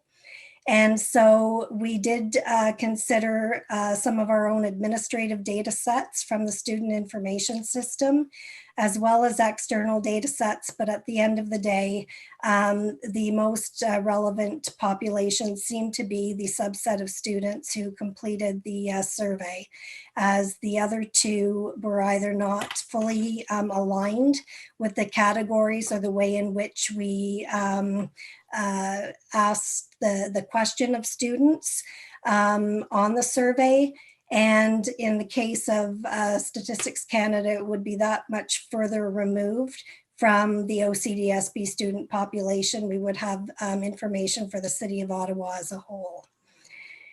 In terms of the disparity calculations, this is, again, we considered several options. We considered whether we compare it to all other groups, the group least likely to experience barriers, the group that was the largest group in the population. And we had a few different ways of deciding the reference group. And so for race and gender identity, we selected all other groups as our reference group. And then for the disability question and the Indigenous identity, so for First Nations, Métis, and Inuit, we used the group of students that did not identify with a disability or who did not identify as Indigenous or from the First Nations, Métis, and Inuit community for that comparator group. All right, I know I blew through that fairly quickly. Like I say, there are more details in the technical report, but at this point, and for the sake of time, I'm going to turn things back to Mary Jane and Dorothy to talk about some of the next steps and action plans. Thanks, Manager Orchesky. Welcome, everybody. So the discretionary suspension rates at the OCDSB demonstrate the need for creating safe spaces that promote student engagement, safety, and a greater sense of belonging. For example, ensuring that students' identity is reflected in the curriculum and that they see themselves reflected in staff and leadership structures. But it also highlights the need to build staff capacity in strategies in considering alternatives to suspension, and in particular, applying an equity lens with the intention in their decision making.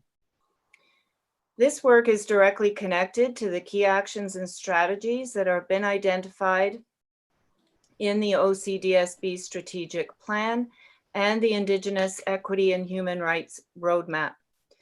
And it also includes a collaboration across multiple departments, including learning support services, program and learning, and safe schools.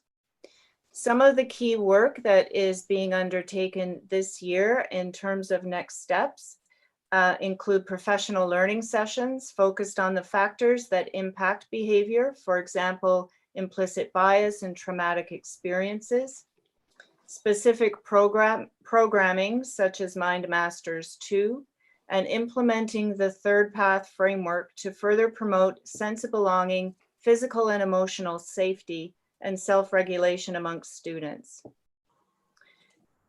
There's also a provision of foundational mandatory professional learning being established for school and district staff in Indigenous knowledge, diversity and inclusion fundamentals, unconscious bias, anti-racism, anti-oppression, and human rights.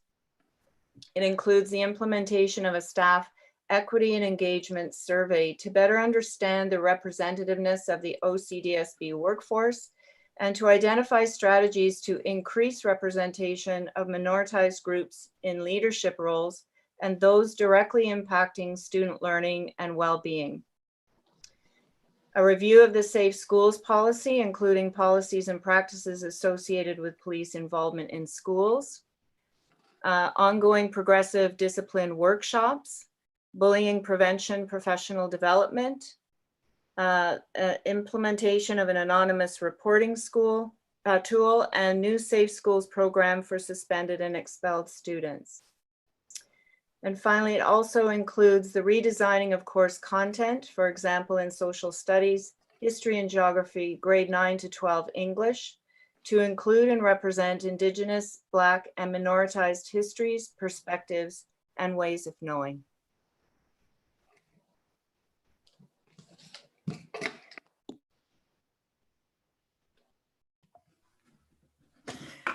I'll wrap us up. In terms of next steps on the identity-based data, we've got, as you know, a phased approach to analysis and reporting of the data, and our next report will come to you in January, and we'll be looking at grade 10 credit accumulation. In March, we hope to look at elementary and secondary achievement and questions around streaming. And in June 2021, we hope to look at the sense of belonging data. And as we work through this, Manager Orchesky talked about working with the Technical Advisory Committee. We've got quite a bit of data governance work that we're informing our practice on right now, but we'll be looking at some guidelines and policies, and Joan talked about the technical research paper. So that's to come. And then finally, we know that the use of data, and particularly this data, very exciting, and it takes us in lots of interesting places, and it raises lots of questions. What we are trying to do is to be thorough and to be strategic in where we use our resources to take a look at the data and to go deep enough so that we can inform our practice, but not so deep that we get lost in the weeds of the data and use all our time on analysis. Where we want to spend our time is developing strategies for change. And so I'll pause there, knowing that there are probably many questions. Thanks to the entire team for their presentation. Thank you very much. And you finished just in time so that we need to have our 10:30 vote in order to carry on. And I'd like to call the question. I do have a few trustees already on my list, which I preserved, but I'd like to call the question now. All those in favor of continuing past 10:30 so we can talk about this item? And we need 2/3.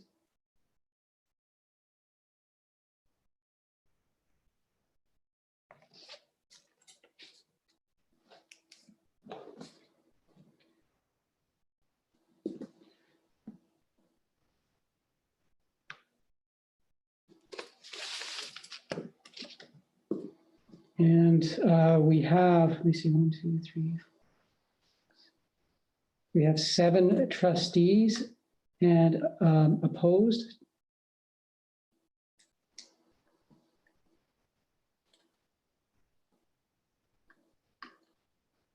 And I think we only have 7 trustees on the line right now. So I think we need 8.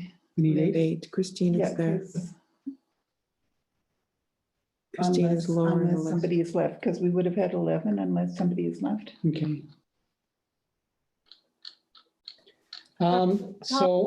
Voting in favor of continuing. Trustee Jenkins? Trustee Jenkins, sorry about that. Okay, so that does make it 8. All right, so let us continue. And I have on my list Trustee Campbell, followed by Trustee Scott and Trustee Ellis, and then Mr. Lesage. So go ahead, Trustee Campbell. And noting that it's past 10:30, so. Maybe we need to schedule more time for these kinds of things. Through Mr. Chair, first of all, to staff, thank you for the report. It's fascinating, and I really appreciate trying to get at who answered the survey and who didn't. And I think that's a really great addition. I think that's quite fascinating. It's not so much exactly on the stats, but in table in the appendix, the table, I notice though it's not in the Valuing Voices survey, because for I think understandable reasons. There's a 1.8 disproportion on a low SES. And later in the covering report, a number of measures that staff plan to sort of unroll in the year ahead are noted. Should I take it that low SES would fall under the category of minoritized groups with respect to what the staff are planning?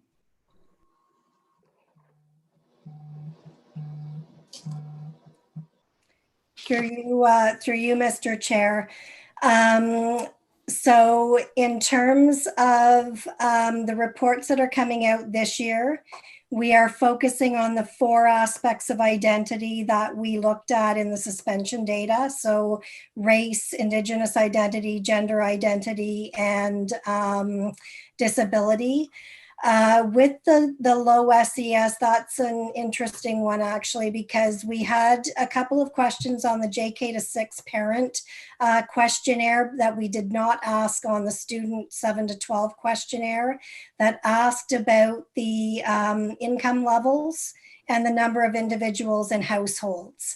And so part of the requirements through the Ministry of Education in support of this work was that an SES question was not necessary if boards had other means of gathering that information. So part of our work and intent moving forward is to look at how we identify SES and using some of the information that we did get through the JK to 6 to be able to look at the comparability of that information.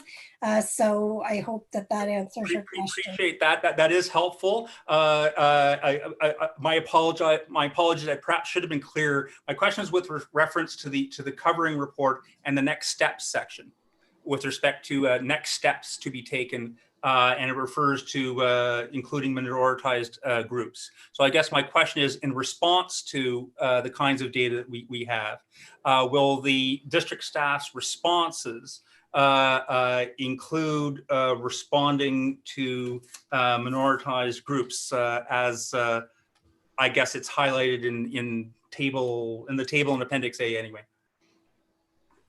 If that includes poverty. Thank you. So we, as Manager Orchesky explained, we don't have through the IDB data enough clarity on poverty. We have our SES, but in terms of the next steps work, Superintendent Dua is leading a project under the Equity Roadmap that's related to poverty. And so there is work underway. It won't be reflected through the IDB data per se, but there will be reporting on that. Thank you, and I appreciate that. And I don't want to say it's immaterial to me, but we're really trying to get at is disproportionalities of all kinds of suspension and expulsion data, right? That's from my perspective. I appreciate that.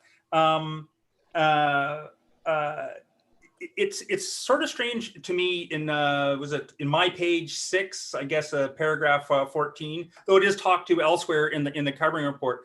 Talks about inappropriate behavior and changing the focus, and I appreciate some of the oral here, but a lot of the next steps that are identified here seem to be in a sense assuming that at least currently the behaviors are real and are properly suspendable.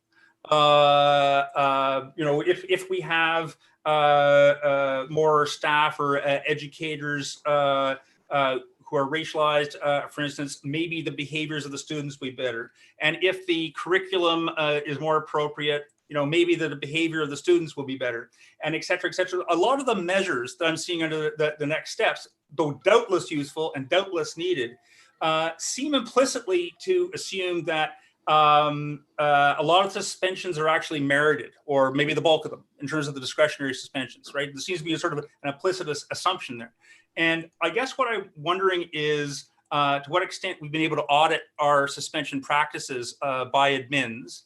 I checked the policy on this, and we ask every school to create its own progressive discipline policy, which suggests to me we could have varieties of progressive discipline policy across our schools.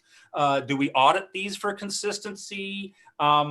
I note that in the procedure around this, admins are asked to note all the progressive discipline measures taken with respect to students before issuing a suspension. So I guess what I wonder is if we have consistency, if our admins really are properly applying the full range of progressive discipline measures as set out in the Education Act, as set out in policy, set out all over the place, and whether that might not be something we need to focus on. These other things are very important, but I think what I'm hearing a lot of complaints from communities is that their kids are being suspended at inappropriately disproportionate rates. It's not because they necessarily did act out. Trustee Campbell, can you go back on the list? So can I answer? Yeah. Okay, so I will answer the question. I'll take that one, Trustee Campbell, because I think you've asked a really important question here, and it is a twofold answer. So yes, to the adjustment of the approach that our administrators take, because yes, there is a conversation to be had about what it means to be discretionary and how discretion is applied. And discretion, by its very virtue, does lend itself to a level of inconsistency across a system because you are, again, engaging in circumstance, context, situation, and so on and so forth. So there is a piece around the education and the perspective of how it is that the administrators or in fact teachers are responding to discipline. And so we do have an educative piece there to create a different perspective. And then the other piece is around how it is that we are creating the conditions where students do feel engaged and do feel empowered and are in fact engaged in pro-social as opposed to antisocial behaviors. So there is a two-piece to this, and you will see that, and to your question about auditing the nature of the discretionary and patterns of the discretionary suspensions. Good question.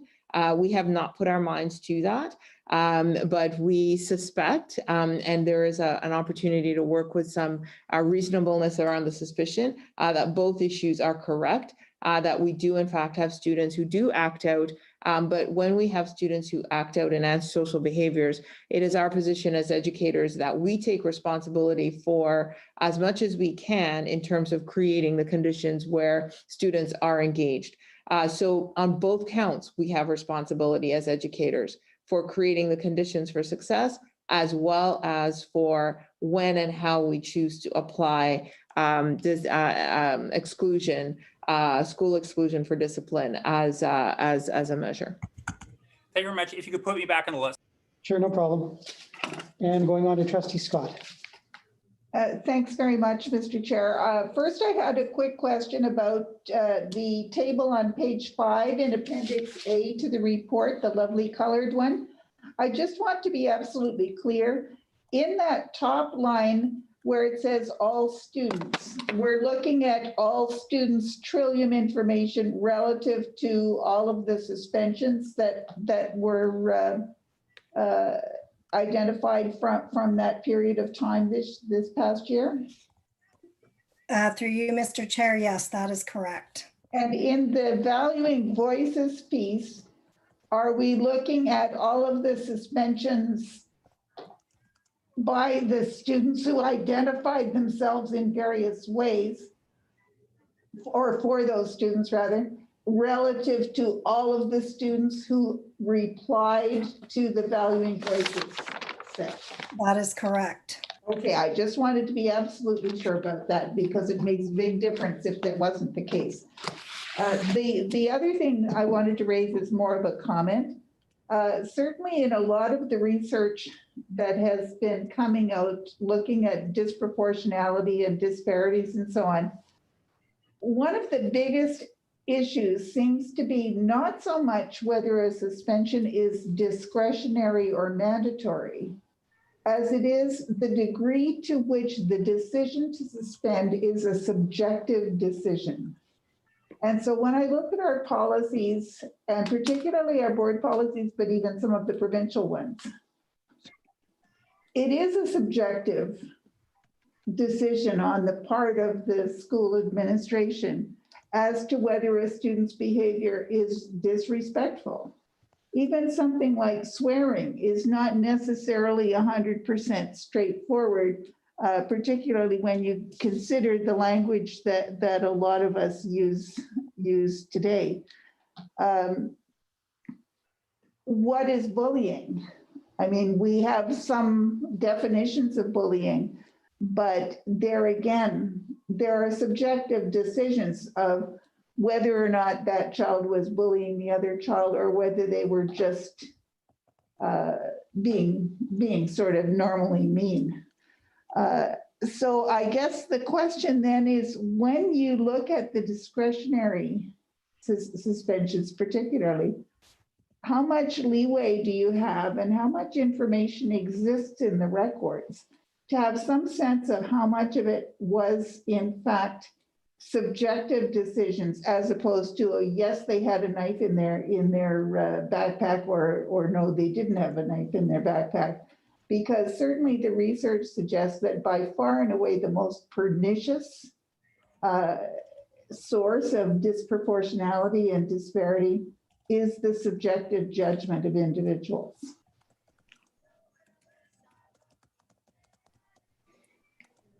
I'll ask Superintendent Farish to respond to the question. Thank you, through you, Chair.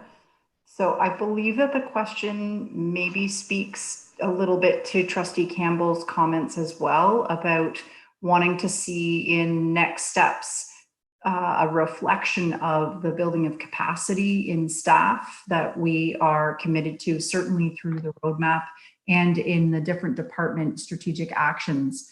And I believe that when we do engage in the professional development and learning that we have planned and will continue, and have already started actually, and will continue to invest in, we will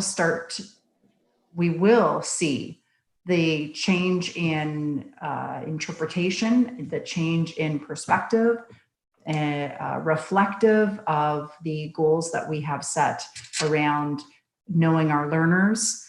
Certainly the ministry legislation requires us to consider mitigating factors, and looking specifically at how we consider those mitigating factors is one of the pieces of the work that Principal Anderson is leading in his PD sessions around bias aware. We refer to it as bias aware progressive discipline.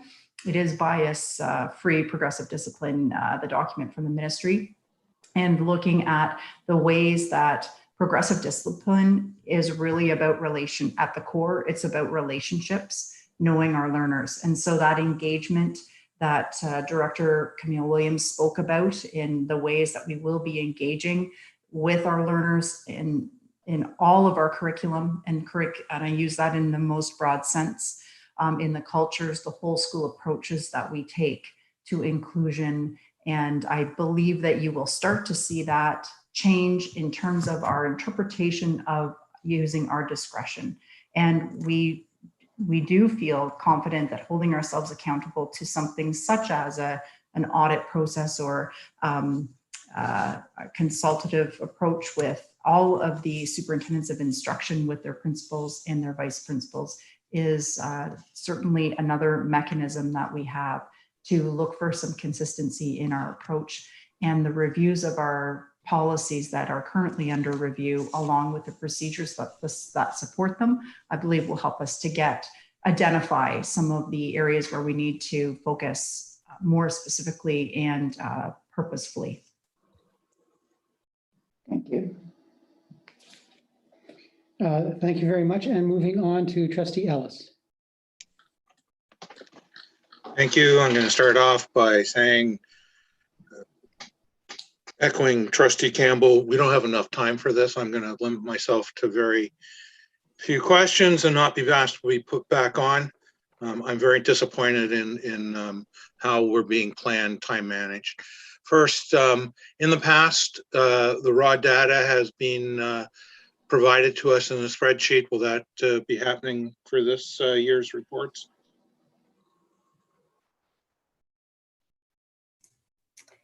Through you, Mr. Chair, I'm not sure I recall the raw data being provided. I know that as part of the data standards, there's Okay, for the sake of time, sorry, Joan, but it's and I'll send you an email, but it was memo number 16-080 2014-2015 student suspension report is an example that I have here. You know, I've been involved with SEAC for about 10 years, a decade, and I've taken this data and I've looked at it. We have made the difference, the gap between suspensions for all students and for spec ed students has remained the same for a decade, virtually the same. I'm frustrated in that decade I have seen no a strategy to try to deal with either reducing the suspensions or working with the students who have been suspended, and especially in the behavioral exceptionality. It's outrageous the percentage that they're suspended to, out of school. These are children who are struggling to begin with. And this doesn't even touch on the exclusions for safety reasons and that, which I'm pretty, most of those are spec ed students as well. And the hoops they have to jump through to get back in school are quite substantive. This is a comment. I don't expect any response, but I welcome one if they'd like to. But, I see other people wanting to ask questions and we're coming up to the 11 o'clock vote. So I'll leave it at that. Thank you. Any response, Madam Director? Thank you, through you, Chair. Just quickly to respond to that, the number for students in special education programs is high and is disproportionate, and there is no question about that. And so the measures that are required are different kinds of measures, but they certainly warrant a purposeful attention. And I think that Trustee Ellis is quite right, and that needs to be included in our plan for responding. Thank you. And we're going to move on to Mr. Lesage. Thank you, Chair. Through you to, I guess, perhaps Superintendent Farish or any other senior staff who can answer. A previous speaker, I think, asked a very critical question. And in that question spoke to a progressive discipline plan in each school. Teachers would identify that is one of the critical gaps that we have, that until we close, I'm going to suggest that we are not going to make the traction that we would like to make for our students until we close it. I wonder if there has been thought made to how the process outlined in this report is going to connect to the letter of understanding that the district and the union came to agreement on in this latest round of bargaining around the joint committee to look at progressive discipline in schools, safe schools, bias-free progressive discipline.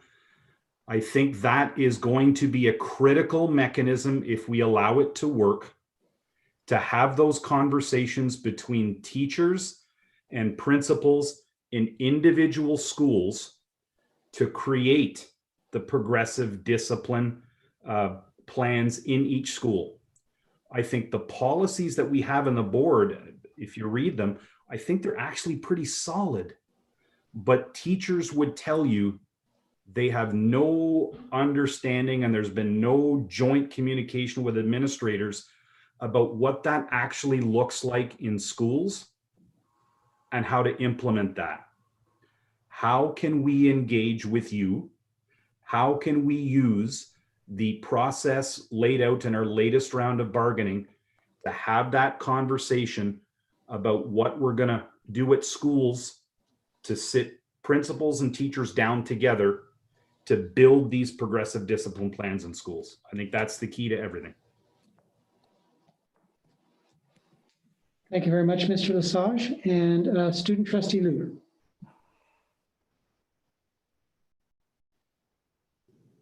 Hi, thank you. I have two questions. I'm sorry to interrupt. Was there an answer to that? I did ask a question there. Is there anyone able to answer that question? Through you, Mr. Chair, I'm prepared to give a response, certainly, and I would invite my colleague, Principal Anderson, to add in as well. So I am very grateful to hear about the interest in the collaboration. Certainly, the conditions for learning is what we think of when we talk about progressive discipline. It's community building, it's relationships, it's a whole school approach.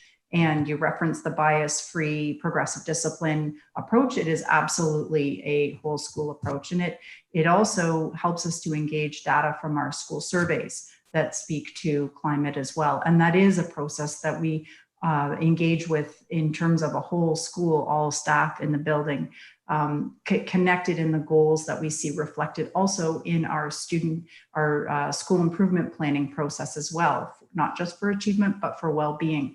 So the potential for that increased collaboration and more aligned approaches within schools is something that we hope for as well. And we actually have mechanisms in every school for staff to play a vital role in the establishment of those cultures through the Safe and Accepting Schools teams.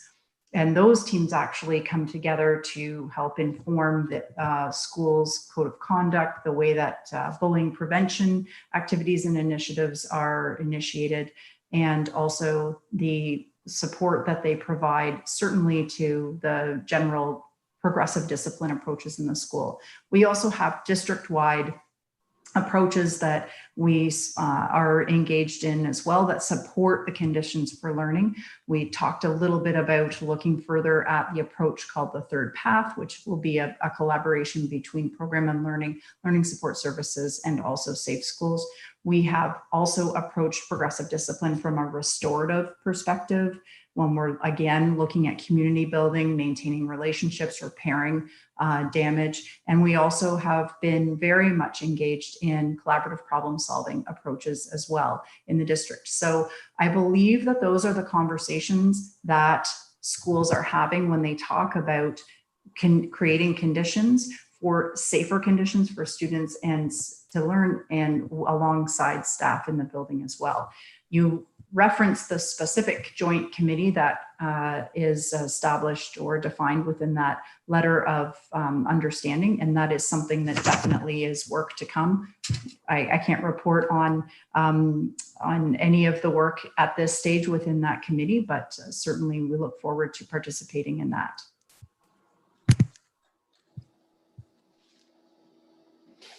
Okay, thank you very much. Moving on to student trustee Liu. Thank you. I'm interested in one core piece, especially when it comes to a timeline for the next steps. Because my understanding is that a lot of the holistic approach that we're taking to fixing this overrepresentation of a lot of marginalized groups are things that are already sort of planned or underway in the equity roadmap.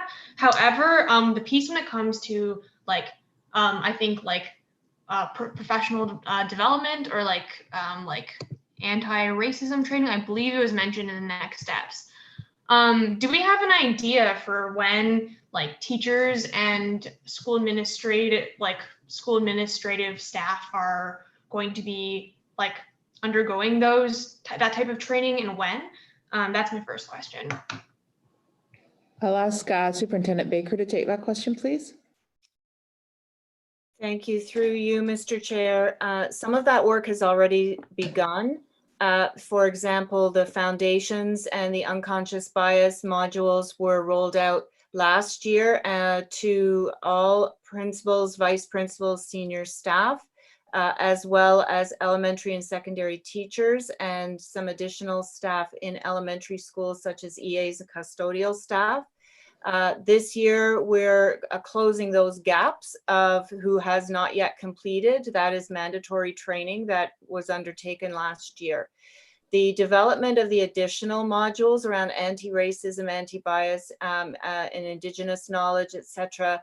That's the work that we are embarking on this year. In terms of the roadmap, the timelines are set for the implementation to begin next year, but that work has begun in developing those programs. And I would also add, sorry, Trustee Liu, I would also add that we do have a team, the Cultural Responsive and Relevant Pedagogy team, who have been engaged in this work for quite some time now. This year, we are training an additional 30 people, and that work does continue. We've worked with many of the departments, learning supports services, and also now with the student success teachers and guidance is the work that's being undertaken this year. Great, thank you so much. It's very nice. It's really it's a relief to hear that these like training modules and things like this have already been undertaken and that they will be undertaken through the future. So my second question is, will we be continuing with the cyclical collection of the cyclical review of suspension data, but specifically under the sort of new developments we've used this year, right? So integrating that separation of discretionary and mandatory suspensions, integration of like racial data or just like identity-based data. Are there plans to continue doing this on an annual basis with this new sort of framework for evaluating suspensions? So we annually collect suspension data, and we will continue to do that. We will continue to collect identity-based data. One of the things we identified at the start of the project is the cycle of collection is something we have to evaluate once we better understand the complexity of using the data and what the right balance is between eternally being in the collection cycle and being in the validity of the analysis. Great, thank you so much. That's all the questions I have. Thank you. Thank you very much. And we have just 2 minutes left, and we're going to go to Trustee Bell. As I just wrote into the chat, I've learned so much from this discussion. I would love to continue it and learn more, but out of respect for people's time, I'm going to follow up with my questions privately. Thank you. Thank you very much. And now it's time for the 11 o'clock vote. I see we have 9 trustees on the line, so we need everyone to No, vote. I'm leaving, so you only have 8. Okay, we have 8 trustees on the line. Me too. I'm sorry. I can't stay on any longer. I'm out of here. Okay, we have 7 trustees on the line.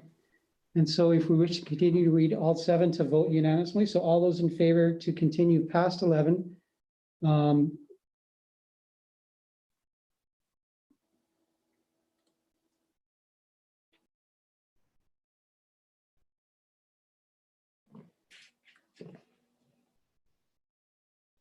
And that vote does not pass, that vote fails. So we are adjourned. And we will consider the question on whether to continue this very valuable discussion tomorrow at agenda planning and find some way to do it if trustees feel it is valuable to do so. And I personally think it is. So thank you very much. Thank you very much, everyone, and have a good evening.